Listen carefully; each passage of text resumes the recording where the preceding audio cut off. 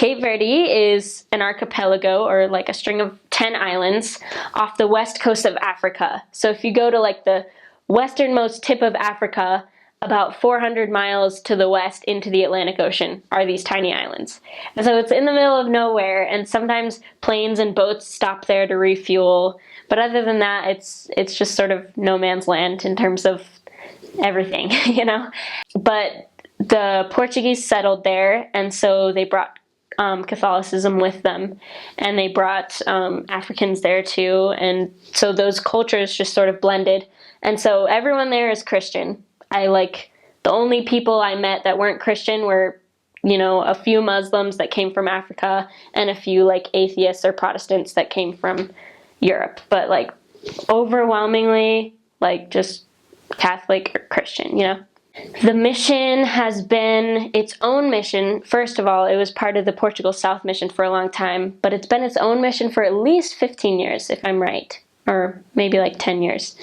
And it was just sort of creeping along for a while. And my first mission president, President Oliveira, while I was under his direction for the first 9 months of my mission, we went from having no stakes to 3 stakes. And then when my second and the current mission president, President Matthews, came in, we organized the 4th, and I think there's a 5th that's being organized soon too. So just enormous growth, just an explosion just within the last few years. And I got to see a lot of that, and it was just miraculous. It was amazing. The faith of the people there is incredible, and I just saw so many miracles. It was so great. So in my first area, it was just a branch because Brava is so small, but we'd have like on average like 60 to 80 people. So still pretty small. We'd meet in like this old house. And my second area, Mayo, the church had only been there for 3 months when I got there. And I was one of the first sisters to open it, and it was just crazy. Like everyone was an investigator, you know. When I got there, I think there were like 10 members.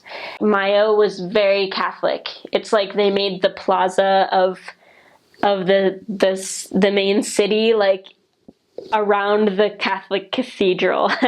And it's very interesting. But I love how devout and faithful everyone is. Cultures differ a lot from island to island. Even the language differs from island to island.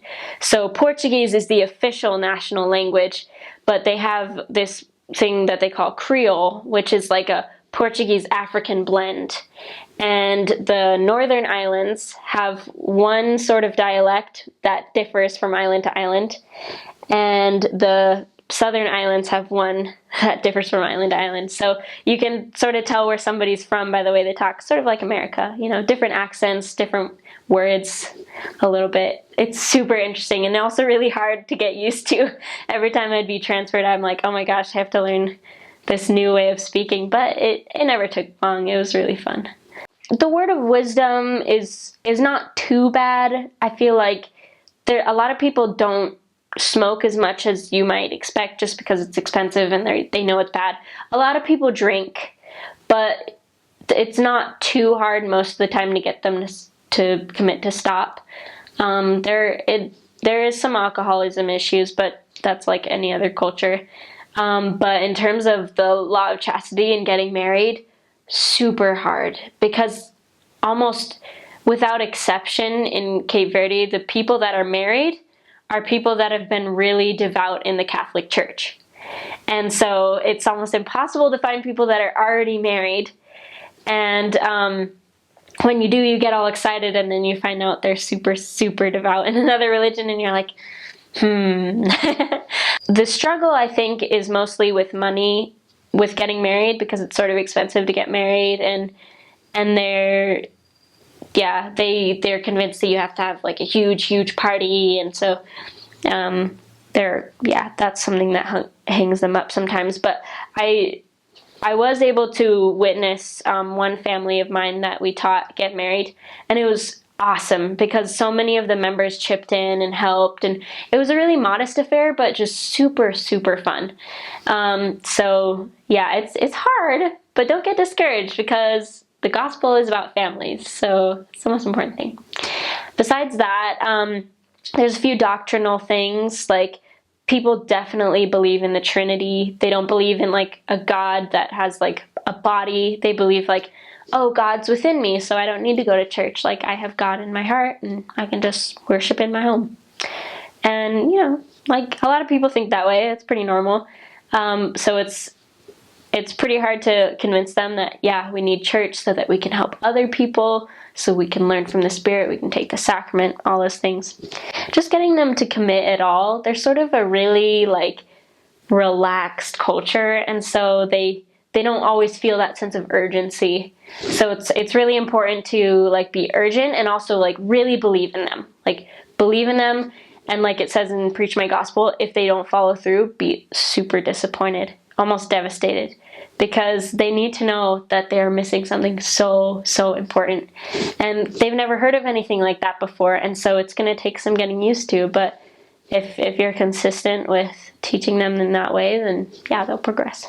So as I said, I started in Brava, which is the smallest island. It's the southern westernmost island.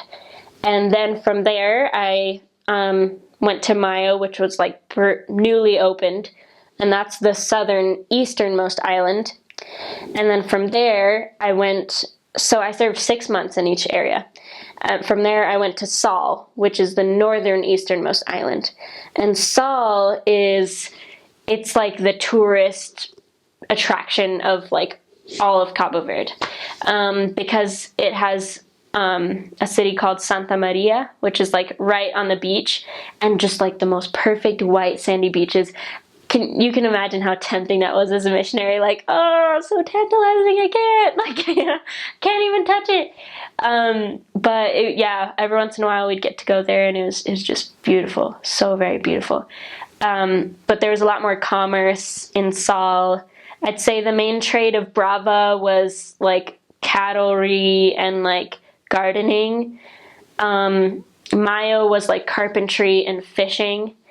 And Sal was like commerce and tourism, and yeah, super interesting. They're all just so different, but yeah, I loved it.